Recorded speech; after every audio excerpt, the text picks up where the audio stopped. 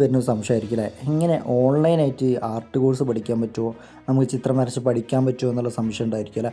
നമുക്ക് നമ്മുടെ സ്റ്റുഡൻസിൻ്റെ കുറച്ച് റിവ്യൂസ് കാണാം. ഹായ് ഫ്രണ്ട്സ്, എൻ്റെ പേര് സ്മൃതിക. ഞാൻ അർജുൻ സാറ് സ്റ്റുഡൻ്റാണ്. ഞാൻ ആദ്യം അങ്ങനെ വരയ്ക്കൊന്നുണ്ടായിരുന്നില്ല. ബട്ട് സാറെ ക്ലാസ് കണ്ടതിന് ശേഷമാണ് എനിക്കും വരയ്ക്കാൻ പറ്റുന്നുള്ളൊരു കാര്യം ഞാൻ റിയലൈസ് ചെയ്യുന്നത്. മാറ്റങ്ങൾ കണ്ടിട്ട് എനിക്ക് തന്നെ ഭയങ്കര സന്തോഷം തോന്നുകയാണ്.